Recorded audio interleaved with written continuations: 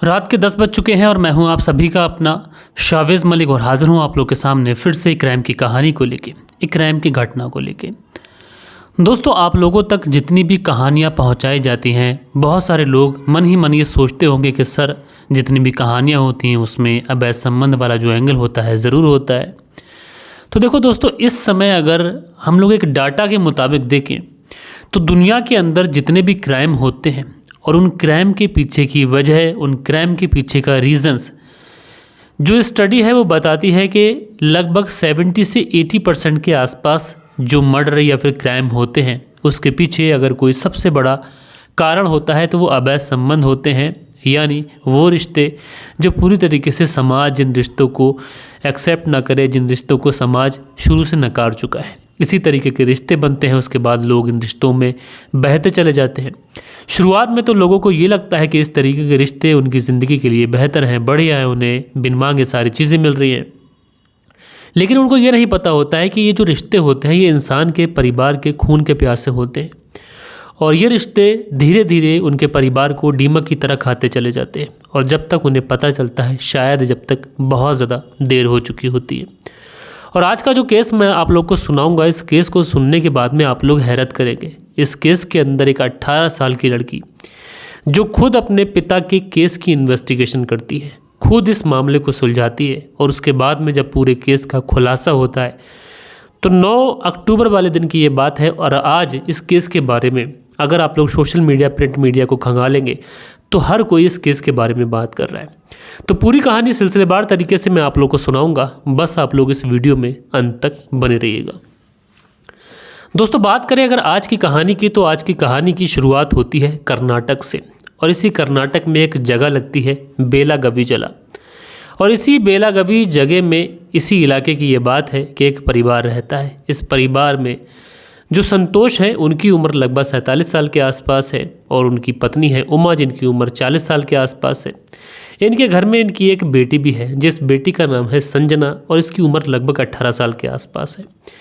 जो संतोष थे यानी परिवार का जो मुखिया था, इसका कामकाज ठीक था, बढ़िया पैसा था, रुतबा था, शहर में रियल एस्टेट का काम था और लोगों को उधारी देने का भी काम था। इस तरीके से शहर के अंदर इनका अच्छा रुतबा था। अच्छे तरीके से ये जो परिवार था अपनी खुशहाल ज़िंदगी बिता रहा था। अच्छा घर था, बड़ा बंगला टाइप घर था, सारी ही चीज़ें बहुत बढ़िया थी।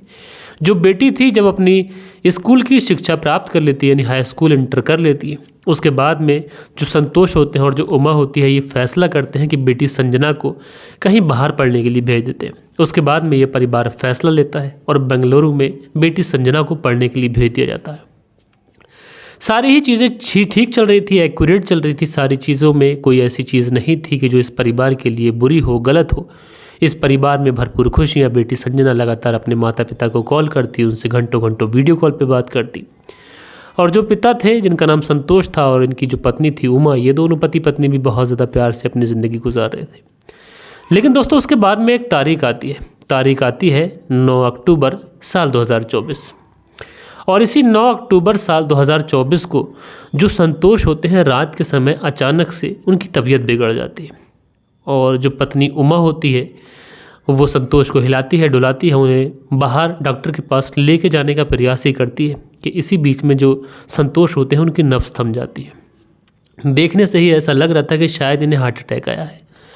अब जो उमा थी ये बहुत ज़्यादा परेशान हो जाती है। बिटिया बाहर है, बेंगलुरु में है और पति को हार्ट अटैक से मौत हो गई। उसके बाद में ये अपने रिश्तेदारों को कॉल करती है, बेटी संजना को कॉल करती है और संजना को कॉल करने के बाद में कहती है कि बेटा, तुम्हारे जो पिता हैं उनकी हार्ट अटैक की वजह से मौत हो गई है और तुम बस जल्दी घर आ जाओ।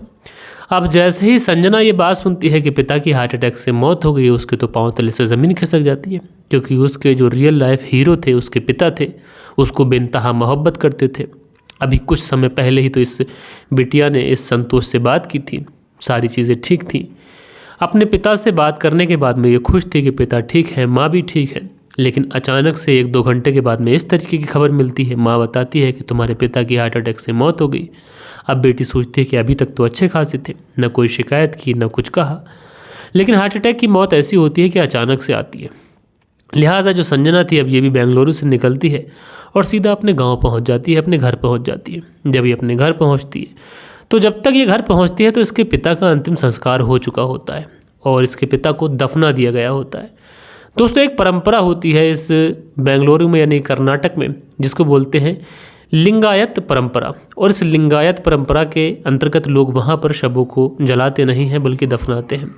लिहाजा लिंगायत परंपरा के अंतर्गत इस संतोष के शव को दफना दिया गया था। उसकी जो आंखें थीं वो दान कर दी गई थी, क्योंकि संतोष की आखिरी इच्छा थी कि मेरी जो आंखें हैं बाद मेरे मरने के दान कर दी जाए, इसलिए उसकी जो आंखें थीं वो भी दान कर दी गई हैं। अब बेटी पिता का आखिरी बार चेहरा भी नहीं देख पाती है। माँ से पूछती है कम से कम उसके आने का इंतज़ार तो कर लिया जाता, लेकिन माँ बेटी को इधर उधर की बातें बता देती है। बेटी बहुत ज़्यादा परेशान माँ से पूछती है कि क्या हुआ था माँ, क्या नहीं हुआ था। माँ जो थी बेटी को इधर उधर की बातें बताती है, उसको गोल गोल घुमा देती है। बेटी को माँ की बातें कुछ समझ नहीं आती। लिहाजा जो बेटी थी अपने घर के जितने भी सीसीटीवी कैमरास लगे हुए थे उन सीसीटीवी कैमरास को चेक करने जाती। वो सोचती है कि पिता लास्ट टाइम पर हो सकता है कि जब उनकी तबीयत ख़राब हो तो सीसीटीवी कैमरे के अंदर वो कैसे दिख रहे थे, कम से कम मैं उनको देख ही लूँ। लिहाजा जैसे ही ये सीसीटीवी देखती है तो सारे ही सीसीटीवी डिलीट होते हैं। अब जैसे ही सीसीटीवी फुटेज डिलीट पाती है तो ये जो लड़की होती है संजना सीधा पुलिस थाने पहुंच जाती है।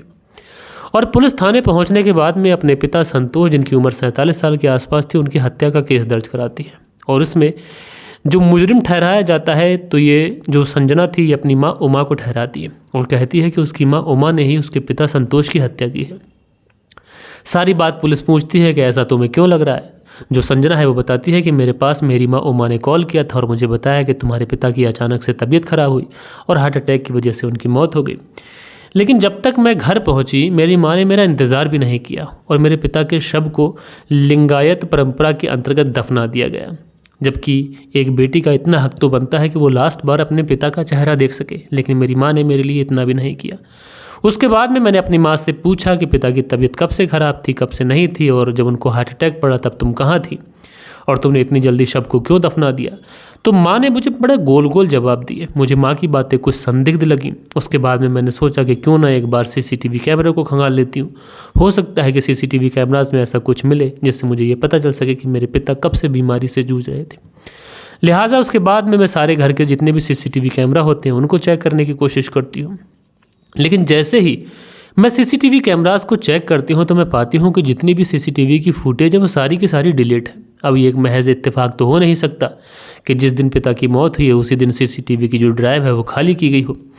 लिहाजा कहीं ना कहीं मुझे माँ पर शक है। आप प्लीज़ इस मामले में छानबीन करिए और पिता की जो डेड बॉडी है उसको उखड़वाइए, उसका पोस्टमार्टम करिए। लिहाजा जो पुलिस थी इस पूरे मामले को दर्ज करती है, काफ़ी ज़्यादा गंभीरता से इस पूरे मामले को लेती है और पहुँच जाती है उस गाँव में। सबसे पहले जो शव दफनाया गया था उस शव को निकलवाती है और सीधा उसे पोस्टमार्टम के लिए भेजती है, फॉरेंसिक रिपोर्ट के लिए भेजती है। और इधर पुलिस जो थी वो संजना से पूछताछ करती है। संजना पुलिस को वही इधर उधर की बातें बताती है। पुलिस को भी कहीं ना कहीं संजना के ऊपर डाउट होता है। लिहाजा जो घर के सीसीटीवी कैमरास थे जब वो चेक किए जाते हैं तो पता चलता है कि जो बेटी संजना है ये 100% सच बोल रही थी। सारी की सारी सीसीटीवी फुटेज डिलीट है। लिहाजा पुलिस सोचती है कि कोई बात नहीं है, अगर मामला पुलिस तक पहुंच जाए तो पुलिस इस केस की तह तक जाएगी। लिहाजा पुलिस अब आस पड़ोस में जितने भी घर थे उन सारे ही घरों की सीसीटीवी फुटेज खंगालती है। और दोस्तों जैसे ही सामने वाले घर की सीसीटीवी फुटेज खंगाली जाती है तो सीसीटीवी फुटेज देखने के बाद में हर किसी की दिल की धड़कन रुक जाती है, क्योंकि ये जो मामला जिस तरीके से बताया जा रहा था शायद उस तरीके का मामला था नहीं। जो नेचुरल डेथ बताई जा रही थी शायद नेचुरल डेथ थी नहीं, और शायद ये जो पूरा केस था अब नेचुरल डेथ से हत्या की तरफ मुड़ता हुआ दिखाई पड़ रहा था। दरअसल उस सीसीटीवी फुटेज में ये साफ दिखाई पड़ रहा था कि दो व्यक्ति स्कूटी से आते हैं और इस घर के अंदर घुसते हैं संतोष के, और थोड़ी ही देर के बाद में ये लोग निकलते हैं और पैदल निकल जाते हैं। जब इस तरीके से ये जो दो व्यक्ति देखे जाते हैं तो पता चलता है कि ये दो व्यक्ति कौन है भैया, इन दोनों की तलाश की जाए। जब तलाश की जाती है तो पता चलता है कि एक व्यक्ति जिसका नाम शोभित है और दूसरा व्यक्ति जिसका नाम पवन है। अब पुलिस इस शोभित और पवन की तलाश शुरू करती है। शोभित और पवन आखिर कौन है और इस घर के अंदर क्यों आए थे। लिहाजा जब शोभित और पवन की तलाश की जाती है तो ये दोनों मौके से फरार होते हैं, यानी जहाँ के ये रहने वाले थे वहाँ पर नहीं होते। इसलिए पुलिस अलग अलग जगहों पर अपनी टीमें भेजती है और इसी मंगलवार को जो मैंगलोर स्टेशन है उसके पास से इन दोनों को गिरफ्तार किया जाता है। शायद ये दोनों वहाँ से भागने की कोशिश कर रहे थे। गिरफ्तार करने के बाद में इन दोनों को थाने लेके आया जाता है और जो महिला होती है उमा यानी संतोष की पत्नी संजना की माँ, इसे भी गिरफ्तार किया जाता है, इसे भी पुलिस थाने लेके आया जाता है। और पुलिस थाने में लाने के बाद में इन तीनों को फ्रंट सीट पर बैठाया जाता है। और फ्रंट सीट पर बैठाने के बाद में जब पुलिस इनसे सख्ती से पूछताछ करती है तो ये तीनों पुलिस के सामने टूट जाते हैं और उसके बाद में एक ऐसी कहानी सुनाते हैं जिस कहानी को सुनने के बाद में रिश्ते तार तार हो जाते हैं। दरअसल उमा पुलिस को बताती है कि उसने ही अपने पति की हत्या की है अपने 2 दोस्तों के साथ मिलकर। 2 दोस्त ये वही व्यक्ति हैं जो इस समय पुलिस के सामने फ्रंट सीट पर बैठे हैं, पहला शोभित, दूसरा पवन। अब पुलिस पूछती है कि हत्या क्यों की है, क्या वजह है, क्या रीज़न है। तो उसके बाद में जो कहानी निकल के आती है वो कहानी और भी ज़्यादा हैरान करने वाली होती है और भी ज़्यादा परेशान करने वाली होती है। दरअसल उमा जिसकी उम्र 40 साल के आसपास है, उसके पति संतोष जिनकी उम्र 47 साल के आसपास है, बेटी संजना है वो बेंगलुरु में रहकर पढ़ाई करती है। अब घर में सिर्फ 2 ही व्यक्ति हैं, यानी उमा और संतोष। संतोष उम्र 47 साल के आसपास है तो इतने ज़्यादा रोमांटिक रहे नहीं, और जो उमा थी शायद इसकी जवानी अब निकल रही थी, इसलिए जो संतोष थे ये अक्सर अपने काम के सिलसिले में बाहर रहते, क्योंकि प्रॉपर्टी डीलिंग का काम था, रियल एस्टेट का काम था, साथ के साथ पैसे उधारी देने का भी काम था। तो कई बार ऐसा होता था कि पूरा का पूरा दिन जो उमा होती ये घर पे अकेली रहती, और जब ये घर पे अकेली रहती तो इसे अकेलापन महसूस होता, इससे अकेलापन काटता, और इसी दौरान ये खाली समय में अपने मोबाइल के पन्ने पलटने लगती है। जब ये अपने मोबाइल के पन्ने पलटती है तो इसी दौरान इसकी मुलाकात शोभित नाम के व्यक्ति के साथ में होती है। जब शोभित से इसकी मुलाकात होती है, दोनों में हाय हेलो होती है, दोस्ती बन जाती है, दोस्ती धीरे धीरे प्यार में बदलती है, और उसके बाद ये जो प्यार था ये अवैध संबंधों में बदल जाता है। अब आए दिन इन दोनों के बीच में मिलना मिलाना होता रहता है, आए दिन ये दोनों एक दूसरे से मिलते हैं, एक दूसरे के साथ में शारीरिक संबंध बनाते हैं, यही सारी चीज़ें चलती रहती हैं। क्योंकि दोस्तों कहा जाता है कि अवैध संबंध जब इंसान के मुंह को लग जाते हैं तो फिर वो कभी रुकने का नाम नहीं लगते। और इसी तरीके से जो शोभित और उमा थे ये दोनों भी एक दूसरे के प्यार में, एक दूसरे के साथ शारीरिक संबंध में कुछ इस कदर खो गए थे कि इन्हें दुनियादारी का ख्याल ही नहीं रहा। उसके बाद में जो संतोष था उसे धीरे धीरे इन बातों का पता चलने लगता है। जब संतोष को पता चलता है तो वो अपनी पत्नी उमा के ऊपर थोड़ी सी रिस्ट्रिक्शन लगाता है, थोड़ा सा उसके ऊपर पाबंदियाँ लगाता है। जब वो उमा के ऊपर पाबंदियाँ लगाता है तो उमा अब कहीं ना कहीं शोभित से मिल नहीं पा रही थी। इसलिए एक दिन जब संतोष अपने घर से काम करने के लिए बाहर जाता है तो उसी समय उमा शोभित के मोबाइल पर कॉल लगाती है, और कॉल लगाने के बाद में सारी ही बात सिलसिलेवार तरीके से इस शोभित को बता देती है कि इस तरीके से उसके पति को शक हो गया है, अब वो मुझे बाहर भी नहीं निकलने देता। तो जो शोभित और उमा होते हैं ये कहते हैं कि अगर हमें अपने बीच का कांटा निकालना है तो इस संतोष को इस दुनिया से हमेशा हमेशा के लिए विदा करना पड़ेगा। अब दोनों ही लोग प्लानिंग करते हैं, प्लानिंग के तहत ये पूरी साजिश कर लेते हैं कि संतोष को इस दुनिया से अब हटाना ही हटाना है। उसके बाद में ये लोग तारीख चुनते हैं 9 अक्टूबर साल 2024, और इसी 9 अक्टूबर साल 2024 को जो शोभित था ये उमा को कुछ नशे की टैबलेट दे देता है।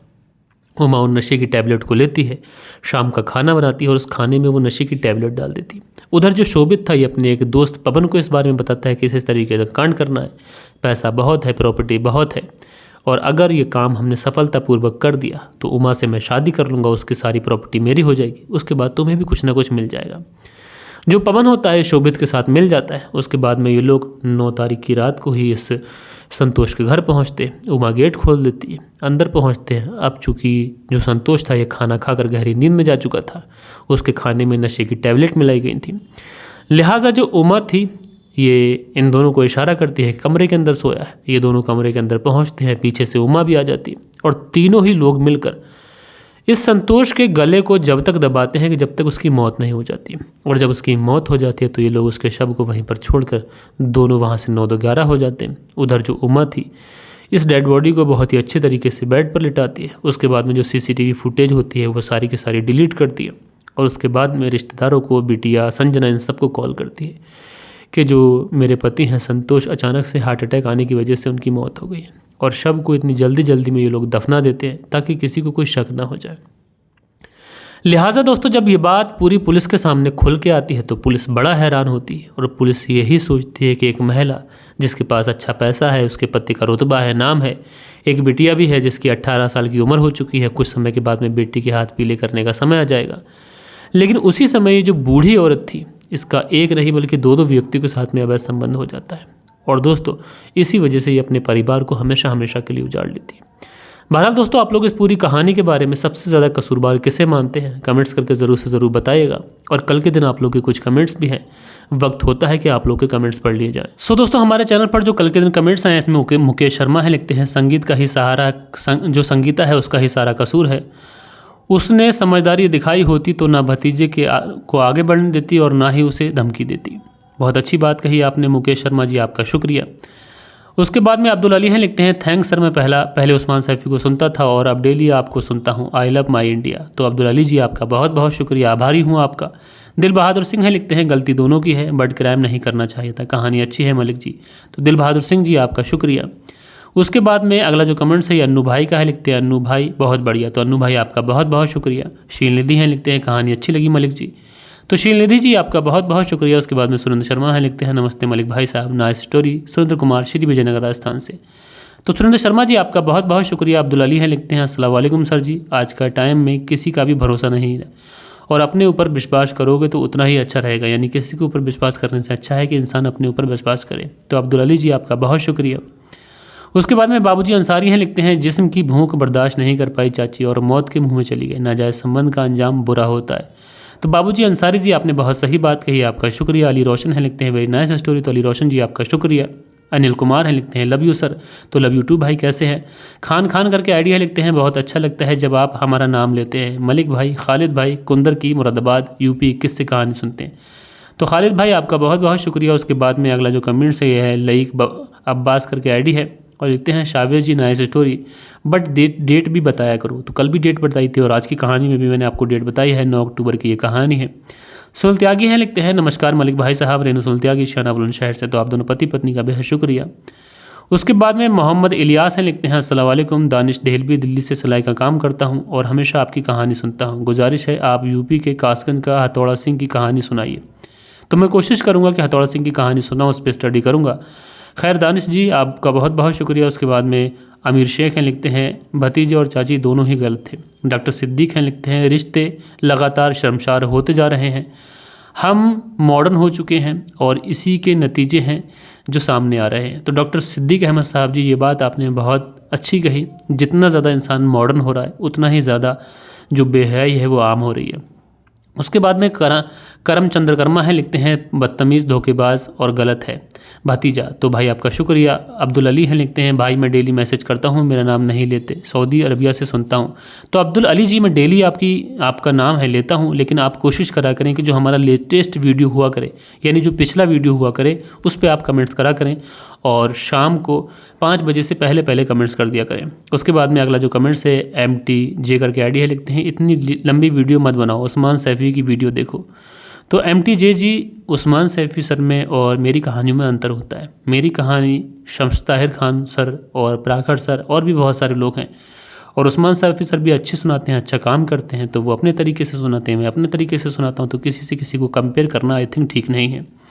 उसके बाद में गुरमीत सिंह है, लिखते हैं हेलो सर, गुरमीत सिंह लुधियाना पंजाब से कहानी सुनते हैं। तो भैया आपका शुक्रिया। उसके बाद में शील निधि हैं, लिखते हैं कहानी अच्छी लगी मलिक साहब। सो दोस्तों ये कुछ प्यारे प्यारे कमेंट्स थे जो कल के दिन आप लोगों ने किए थे। आशा करता हूँ कि आज की जो कहानी है ये आप लोग को ज़रूर से ज़रूर पसंद आई होगी। कहानी पसंद आई हो तो वीडियो को एक लाइक करिएगा, मेक श्योर करिएगा कि चैनल को आप लोगों ने सब्सक्राइब कर लिया है, क्योंकि हमारे चैनल पर आप लोग को बेहतरीन से बेहतरीन क्राइम स्टोरी लगातार मिलती रहती है रोज़ रात 10:10 पर। तो दोस्तों मिलते हैं कल के दिन किसी और क्राइम स्टोरी के साथ में। जब तक के लिए अपना ख्याल रखें, देश का ख्याल रखें, परिवार के रिश्तों की अहमियत को समझें। जय हिंद, जय भारत।